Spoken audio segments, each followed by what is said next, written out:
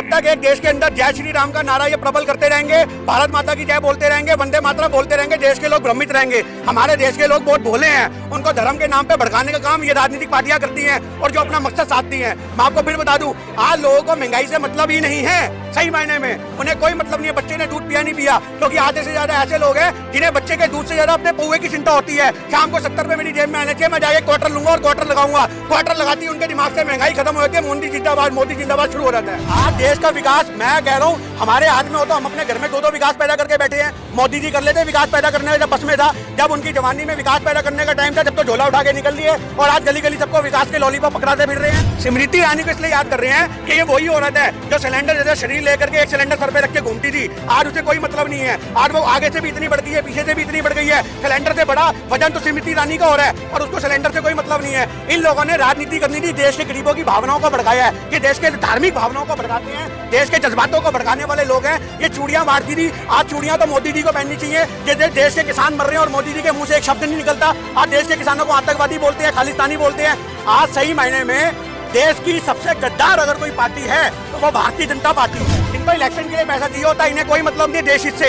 ये देश हित में काम करने वाली पार्टी होती तो ये हर चीज के लिए कांग्रेस को जिम्मेदार नहीं ठहराती। मोदी जी की हवा टाइट होती है, मोदी जी एक प्रेस कॉन्फ्रेंस नहीं कर सकते। आज मोदी जी इतने चैनलों के बीच में आके बोले कि हाँ मैं जिम्मेदारी लेता हूँ। एक चीज बता दो जिस चीज की मोदी जी ने जिम्मेदारी ली हो। देश में लोग बेरोजगार है, मोदी जी कहते हैं कांग्रेस जिम्मेदार। देश में आतंक बढ़ रहा है, मोदी जी कहते हैं कांग्रेस जिम्मेदार। बलात्कार हो रहे हैं, नेहरू जिम्मेदार। जो आदमी धरती पे नहीं है वो जिम्मेदार। मुझे ये बात बताओ। और इनके किसी आदमी को दस्त भी लग जाए तो एम्स में जाके लेट जाते हैं, नेहरू के उसमें अस्पताल में। देश हित में अगर कुछ ठीक है तो वो मोदी जी का इस्तीफा ठीक है। आज मोदी जी अपना इस्तीफा दे रहे तो देश हित में सबसे बड़ा काम होगा। आज सारे के सारे इनके सांसद जो हैं वो अपने इस्तीफे दे रहे, रिटायर हो जाए। जो इनके 44 सांसद हैं, उन 44 सांसद के ऊपर पता नहीं कितने दर्जनों मुकदमे दर्ज हैं। आज उनका इस्तीफा होना चाहिए देश हित में अगर कुछ होना चाहिए तो। मोदी जी देश हित की बात करते हैं। इनके लिए औरत छोड़ना एक धर्म है, मेरी बात ध्यान रखना। इनके लिए औरत छोड़ना एक धर्म है, लोगों की धार्मिक भावनाओं को भड़काना एक धर्म है, हिंदू मुस्लिम कराना एक धर्म है, खालिस्तानी बताना एक धर्म है, लोगों के रोजगार छीनना एक धर्म है, फुटपाथ पे लोगों को लेके आना एक धर्म है, आतंक माहौल बनाना एक धर्म है, किसानों को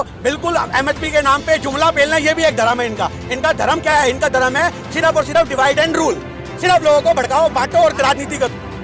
देखिए, एमएसपी सरकार के लिए एक फांसी है। जिस दिन सरकार ने एमएसपी लागू कर दी उस दिन सरकार के लिए वो फांसी का फंदा होगा। सरकार एमएसपी क्यों नहीं लागू कर रही? क्योंकि सरकार ने फसल खरीदनी नहीं है।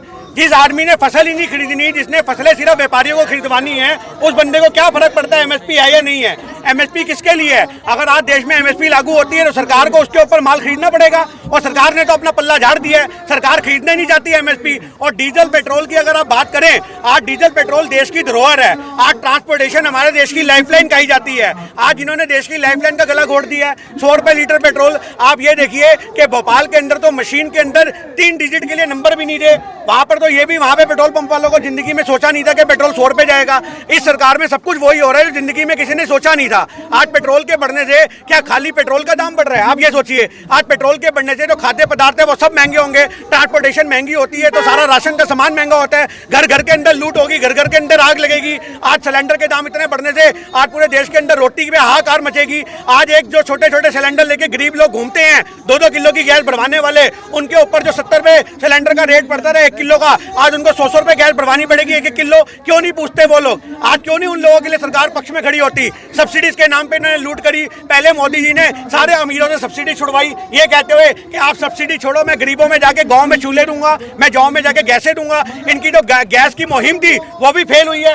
एक बार सिलेंडर देने के बाद दोबारा वो सिलेंडर भरे नहीं। आप गांव में जाके देखो, लोग दोबारा वही लकड़ों पे चूल्हे फूकने के लिए माहिर हो चुके हैं, उतारू हो चुके हैं। तो आज सरकार जो है वो लगातार देश हित में काम ना करके देशद्रोही गतिविधियों वाले काम कर रही है। लोग कह रहे हैं राष्ट्र हित में महंगाई ठीक है, जायज है। आज राष्ट्र हित में अगर कुछ ठीक है तो वो बेरोजगारों को नौकरी देना ठीक है। अगर राष्ट्र हित में अगर कुछ ठीक है तो वो चाइना को बॉर्डर से उखाड़ के फेंकने की ठीक है। अगर राष्ट्र हित में कुछ ठीक है तो हमारे सम्मान के साथ जो सैनिक शहीद होते हैं उनकी पेंशन बढ़ाई जानी चाहिए, वो ठीक है। आज देश हित में अगर कुछ ठीक है तो इतने देश में जो सड़क सड़क पे भीख मांगने वाले बच्चे हैं उनके लिए सरकार काम क्यों नहीं करती? इतनी महिलाओं से बलात्कार होते हैं उनके लिए सरकार काम क्यों नहीं करती?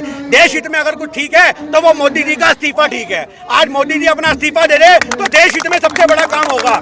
आज आज सारे के सारे इनके सांसद जो हैं वो अपने इस्तीफे दे रहे, रिटायर हो जाए। जो इनके 44 सांसद हैं, उन 44 सांसद के ऊपर पता नहीं कितने दर्जनों मुकदमे दर्ज हैं। आज उनका इस्तीफा होना चाहिए देश हित में, अगर कुछ होना चाहिए तो। लेकिन भक्त तो कह रहे हैं 300 रुपए लीटर की खरीदने में। अरे भक्तों को क्या टेंशन है? भक्त तो वो आदमी है, जब 60 रुपए लीटर पेट्रोल होता था तब भी 100 रुपए का डलवाते थे, 80 रुपए हुआ तब भी 100 रुपए का डलवा रहे हैं, 100 रुपए हुआ तब भी 100 रुपए का डलवाना है। उन्हें इससे मतलब नहीं है। पहले जब 60 रुपए लीटर पेट्रोल होता था तो वो 100 रुपए का डलवाते थे। जैसे आज शाम को डलवाया है तो कल शाम को डलवाते थे। उन्हें लगता था बाइक एवरेज दे रही है। आज 100 रुपए में पेट्रोल कम आने लग गया, 1 लीटर के आसपास आने लग गया, तो आज ये सुबह डलवाते, शाम को खत्म हो जाता है पेट्रोल। तो उसके बाद ये नहीं कहते पेट्रोल महंगा हो गया है, भक्त कहते बाइक एवरेज नहीं दे रही। मैं अपनी पल्सर बेचूंगा, स्प्लेंडर लूंगा, मेरी बाइक में कमी है। मतलब सालों को अपनी बाइकों में कमियां दिखने लग गई भक्तों को। आज वही बाइक है पहले भी जो एवरेज दे रही थी, आज पेट्रोल महंगा होने से एवरेज में कमी आ गई। ये वो भक्त है, मैं आपको बताऊं, इन्होंने अपना माइंड सेट कर रखा है। हिंदुस्तान की सबसे बड़ी कमी क्या है? एक माइंड सेट कर लेते हैं।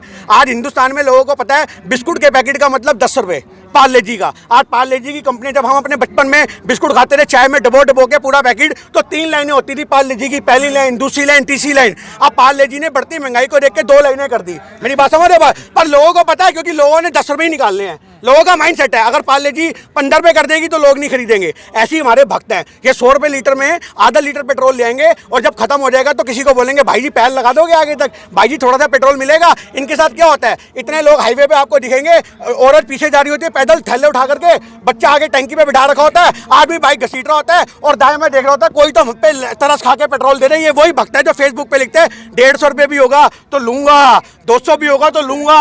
उसके बाद देखते हैं कहीं किसी की बाइक खड़ी है, उसमें से चोरी करते हैं, अपनी बाइक में डालते और घर निकल लेते। ये है भक्त। लेकिन एक पत्रकार कह रहे हैं कि ये जो पैसा इकट्ठा हो रहा है देश के विकास में लग रहा है। आज देश के विकास में पैसा जो मोदी जी ने अपने कोरोना के टाइम में हड़पा, उससे 85,000 करोड़ रुपए का अपना वाइजर लेके आ गए। आज इन्होंने देश हित में क्या करना है? आज देश हित में कुछ नहीं हो रहा। अभी बंगाल में इलेक्शन है, उसके लिए इनको फंडिंग चाहिए। इसके बाद आपके यूपी में इलेक्शन है, उसके लिए इनको फंडिंग चाहिए। मेरी बात आप समझ रहे हो? इनको इलेक्शन के लिए पैसा चाहिए होता है, इन्हें कोई मतलब नहीं देश हित से। ये देश हित में काम करने वाली पार्टी होती तो ये हर चीज के लिए कांग्रेस को जिम्मेदार नहीं ठहराती। मोदी जी की हवा टाइट होती है, मोदी जी एक प्रेस कॉन्फ्रेंस नहीं कर सकते। आज मोदी जी इतने चैनलों के बीच में आके बोले कि हाँ मैं जिम्मेदारी लेता हूँ। एक चीज बता दो जिस चीज की मोदी जी ने जिम्मेदारी ली हो। देश में लोग बेरोजगार है, मोदी जी कहते हैं कांग्रेस जिम्मेदार। देश में आतंक बढ़ रहा है, मोदी जी कहते हैं कांग्रेस जिम्मेदार। बलात्कार हो रहे हैं, नेहरू जिम्मेदार। जो आदमी धरती पे नहीं है वो जिम्मेदार। मुझे ये बात बताओ। और इनके किसी आदमी को दस्त भी लग जाए तो एम्स में जाके लेट जाते हैं, नेहरू के उसमें अस्पताल में। आप लोग स्मृति ईरानी को क्यों याद कर रहे हो आजकल? स्मृति ईरानी को इसलिए याद कर रहे हैं कि ये वही औरत है जो सिलेंडर जैसे शरीर लेकर के एक सिलेंडर सर पे रख के घूमती थी। आज उसे कोई मतलब नहीं है। आज वो आगे से भी इतनी बढ़ गई है, पीछे से भी इतनी बढ़ गई है। सिलेंडर से बड़ा वजन तो स्मृति ईरानी का हो रहा है, पर उसको सिलेंडर से कोई मतलब नहीं है। इन लोगों ने राजनीति करनी थी, देश के गरीबों की भावनाओं को भड़काया है। ये देश के धार्मिक भावनाओं को भड़काते हैं, देश के जज्बातों को भड़काने वाले लोग हैं। ये चूड़ियां मारती थी, आज चूड़ियां तो मोदी जी को पहननी चाहिए। जैसे देश के किसान मर रहे हैं और मोदी जी के मुंह से एक शब्द नहीं निकलता। आज देश के किसानों को आतंकवादी बोलते हैं, खालिस्तानी बोलते हैं। आज सही मायने में देश की सबसे गद्दार अगर कोई पार्टी है तो वो भारतीय जनता पार्टी है। आज देश का विकास मैं कह रहा हूँ हमारे हाथ में हो तो हम अपने घर में 2-2 विकास पैदा करके बैठे हैं। मोदी जी कर लेते विकास पैदा करने में, जब बस में था, जब उनकी जवानी में विकास पैदा करने का टाइम था, जब तो झोला उठा के निकल लिए और आज गली गली सबको विकास के लॉलीपॉप पकड़ाते फिर रहे हैं। पर्सनल कमेंट कर रहे हो? ये पर्सनल कमेंट मोदी जी का पर्सनल ना होकर के देश हित में हो जाता है। जब एक आदमी गद्दी पे बैठ करके बोलता है कि मैंने अपनी लुगाई देश हित में छोड़ी है। आज क्या मतलब था मोदी जी को ये बोलने का कि मैंने अपनी लुगाई देश हित में छोड़ी है? मोदी जी क्या चाहते हैं कि यहाँ सारे के सारे लोग रंडवे होकर के अपनी लुगाइयाँ छोड़ दें देश हित में? क्या चाहते हैं मोदी जी? आप मुझे ये बात बताइए। मोदी जी देश हित की बात करते हैं। इनके लिए औरत छोड़ना एक धर्म है। मेरी बात ध्यान रखना, इनके लिए औरत छोड़ना एक धर्म है, लोगों की धार्मिक भावनाओं को भड़काना एक धर्म है, हिंदू मुस्लिम कराना एक धर्म है, खालिस्तानी बताना एक धर्म है, लोगों के रोजगार छीनना एक धर्म है, फुटपाथ पे लोगों को लेके आना एक धर्म है, आतंक माहौल बनाना एक धर्म है, किसानों को बिल्कुल एमएसपी के नाम पे जुमला पेलना ये भी एक धर्म है इनका। इनका धर्म क्या है? इनका धर्म है सिर्फ और सिर्फ डिवाइड एंड रूल। सिर्फ लोगों को भड़काओ, बांटो और राजनीति करो। आपने 26 तारीख को ट्रैक्टर रैली भी कर ली, 6 तारीख को चक्का जाम भी कर लिया, 18 को रेल भी बंद कर ली। हाँ। फायदा हुआ? देखिए फायदा क्या है मैं आपको बताऊं।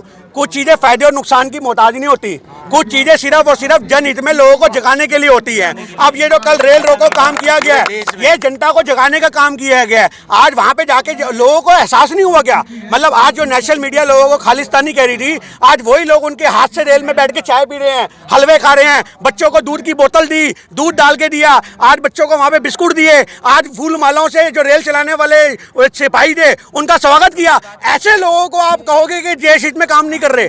आज देश के किसान से बड़ा, मेरी बात सुनिए, आज देश के किसान से बड़ा देशभक्त ना इस धरती पे कोई पैदा हुआ है ना कभी होगा। ऐसी राजनीतिक पार्टियां, चाहे कांग्रेस हो, चाहे एक भारतीय जनता पार्टी हो, समाजवादी पार्टी हो, ये लोग राजनीति करने के लिए आए हैं, पर एक देश का किसान जमीन से जुड़ा हुआ आदमी है, वो सबका दर्द देखता है। उसने कोई हिंसा नहीं करी, उसने कोई ऐसी गतिविधि नहीं करी जिससे देश के अंदर देश का नाम कलंकित हो। कलंकित करने का काम राजनेता करते हैं, देश का किसान नहीं करता। इतने बड़े आंदोलन के बाद भी सरकार का ध्यान फसलों की ओर नहीं गया, लेकिन एलपीजी, डीजल, पेट्रोल के दाम बढ़ाने पे एकदम चला गया। देखिए, आज 30 रुपए किलो, आज 30 रुपए लीटर पेट्रोल आ रहा है, कच्चा तेल। आज लोग क्यों नहीं पूछते कि जिस देश में 30 रुपए का कच्चा तेल आ रहा है, उस देश में 70 रुपए टैक्स क्यों लगाए जा रहे हैं? आज लोग क्यों नहीं काउंटर अटैक करते मोदी जी से? आज भक्त क्यों नहीं पूछते? आज लोगों को महंगाई से टेंशन नहीं है। मैं आपको बता दूं, आज हमारे देश में जब तक एक देश के अंदर जय श्री राम का नारा ये प्रबल करते रहेंगे, भारत माता की जय बोलते रहेंगे, वंदे मातरम बोलते रहेंगे, देश के लोग भ्रमित रहेंगे। हमारे देश के लोग बहुत भोले हैं,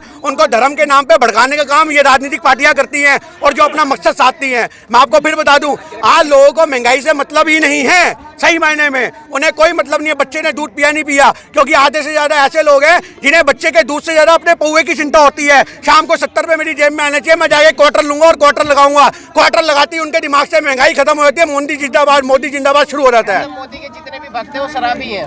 नहीं, शराबी नहीं है मोदी के भक्त। मैं आपको बता दूं, मोदी के भक्त जब मोदी के सताए लोग हैं, जब उनको दर्द होता है, तकलीफ होती है, जब वो किसी के सामने विरोध नहीं कर पाते, तो वो क्या करते हैं? दारू पीते, 2 पैग लगाते हैं और सो जाते हैं।